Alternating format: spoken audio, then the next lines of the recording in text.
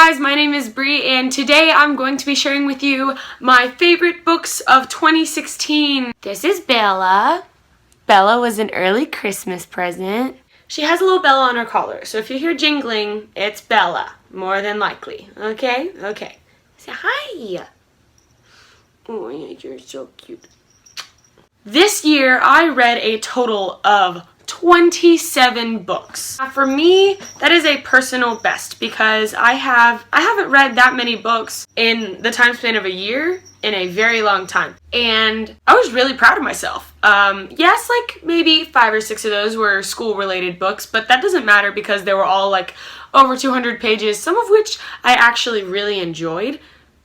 But then there were, the others that I could not stand because they bored me to death and I thought I was going to fall asleep. In fact, in some of them I did fall asleep in the middle of reading them and then woke up and was like, what the heck's going on? But anyways, today I am going to be showing you the top 5 books that I picked as my favorites for this year, and I'm so excited to talk about them. So, book number 5 on my favorites of 2016 list is Never Fade by Alexandra Bracken. That is a wicked glare. That's a shiny cover. I loved this book so much. It is the second novel in the Darkest Minds trilogy. I read The Darkest Minds also this year, but I feel like Never Fade was so much better. I am currently reading In the Afterlight, which is book number 3 in this series, and I'm about halfway through it, and I still feel like this one is the best so far. A lot of crazy stuff went down in this book, and I have a book talk over this video, and I will leave a link in the description box below for said book talk. If you haven't read this series, I highly recommend it. There's a lot of action. It's kind of like a mix of contemporary fantasy and I want to say just a smidge of sci-fi. Not really a lot because there's not like robots or space or anything like that in there. And I know that's not all that sci-fi is limited to, but you get a lot of that in sci-fi, but I don't know. This book was really cool because it had a lot of those different genres kind of mixed in here, and I thought it was super neat. Go read this series. It was so cool. And then when you get to the second one, you will understand what I'm talking about. Book number 4 on my list is Harry Potter and the Cursed Child by J.K. Rowling. Now some of you may be thinking,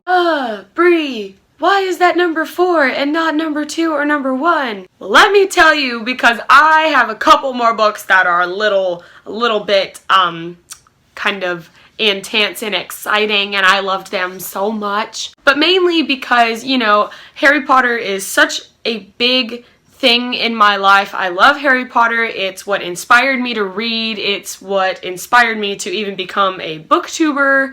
As you can tell by there's a glare, but it says Ministry of Magic, my nice little backdrop. And this is basically, it's a, what am I trying to say? I thought Harry Potter and the Deathly Hallows ended perfectly with the whole 19 years later, and it talks about Harry and Ginny and their sons and their family sending them off to Hogwarts and basically tying everything together, and I thought it ended really well. I thought the series ended really well with that book. And then J.K. Rowling comes back and is like, yo, we ain't done yet! And she writes this play, and we finally got the screenplay, and I was so excited. And not only that, when I bought this book from Target, after you purchased the book, you got a free poster. This is the poster. I really like it. You can't really see what it says. Oh, maybe you can. It's the quote from Dumbledore. But anyways, this was the poster, and I got it for free, and I thought it was great. I love it so much.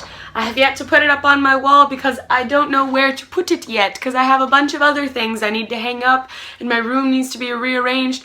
But this bad boy is going up on my wall at some point. So if you haven't even heard about The Cursed Child, which I don't know why you wouldn't because it was really, really a big thing when it first came out. It was like, yo, we're not done yet? Oh, okay, we're not done yet. So The Cursed Child is basically about Harry's son, Albus, who is going to Hogwarts and befriends Draco Malfoy's son, Scorpius, and these two boys end up getting in a heck of a lot of trouble. I'm not going to go into detail because I really want you, if you are a Harry Potter fan, I would rather you read it instead of me tell you, but basically you get this rundown of all of this bad stuff that's happening, And then I will say you get the Tremendous Trio again, maybe not the original, but the newer generation. Some wicked stuff goes down and we dive back into the past, and it was so great. I loved this book so much. Time for book number 3 on my list. Book number 3 on my list of favorites for 2016 is Empire of Storms by Sarah J. Maas. For those of you who have already seen most of my videos, you will know that I love Sarah J. Maas's writing. I think she has an incredible mind. She has the ability to come up with characters and plots and all kinds of different scenarios and things like that just make a book amazing. She has, I don't even know how many books. She has 8 books out right now and is currently still writing a ton more. So Empire of Storms, it was so good. I can't.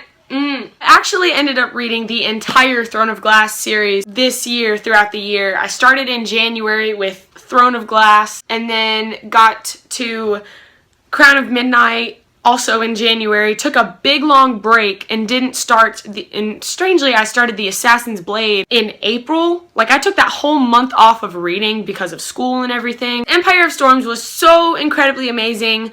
I loved this book so much. The series took a big twist. Oh my gosh, it was so cool. I remember, look how little this is. You think that this would be like, what, maybe 400 pages? Nope, 689 Bible thin pages. What is this? I mean, I love this book, but when you come over here and look at freaking Queen of Shadows, another book by Sarah, look at the size difference. This book has more pages. What? So anyways, there will be Throne of Glass book talks coming up in the future. I just haven't had time to make them. Oh, this book was so good. I gave it a 5 out of 5 stars. I mean, I didn't find any flaws in this book. I loved everything. I loved the characters. Book number 2 on my list. This book was a book that I thought was incredibly amazing. It is the second book in a duology. Can you guess it?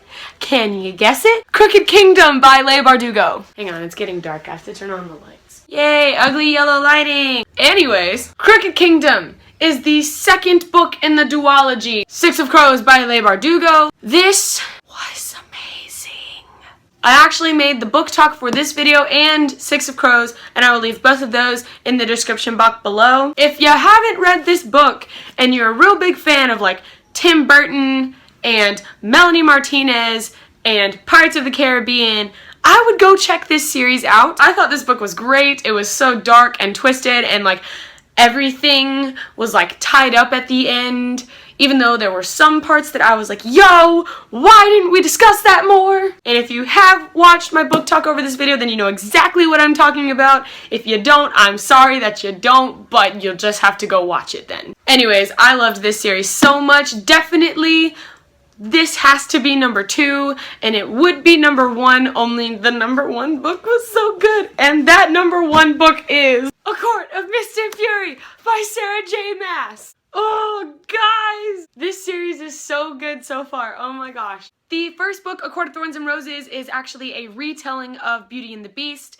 and that book was really, really good. But then you get to this book and it's like, definitely not about what you think it would be about. I don't want to give anything away if you haven't read A Court of Thorns and Roses, but if you haven't, like, what are you doing? Go pick it up. It's so good. This book was actually voted the most popular fantasy / YA novel on Goodreads, and I can totally understand why. This book was great. Oh my gosh, this book has everything that I want in a book.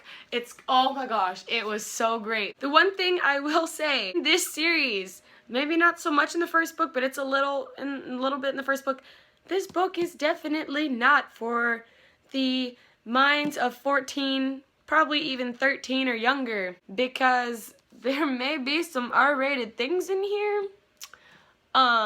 This is definitely taking a twist from YA to adult. So I would just prepare yourself for that.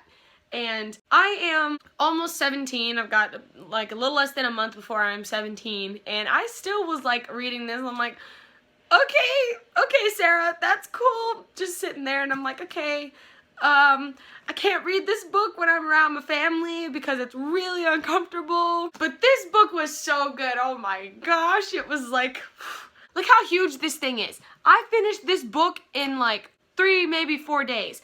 I finished this ginormous book 3, maybe 4 days. That's insane. I would have put A Court of Thorns and Roses on this list, but if you've read A Court of Thorns and Roses, you would understand that there are a couple things that are frustrating in the series, and there are a couple people that are frustrating in the series, but I won't say the names because I haven't made a book talk about it yet, but believe me, there will be book talks for these 2 books in the series. I will guarantee that. But yes, this was by far my favorite read of 2016. So those were my favorite books that I read in the year of 2016, and oh gosh, I can't even believe that 2016 is almost over. I mean, I feel like this year just flew right by. It's just crazy. Well, I hope you guys enjoyed this video. If you did, please give it a big thumbs up and subscribe to my channel if you would like to see more bookish videos. I find it interesting that the only book that I have in paperback is on the very bottom and is attempting to be my base book. Thank you guys again so much for watching, and I will see you in the next video. Bye-bye!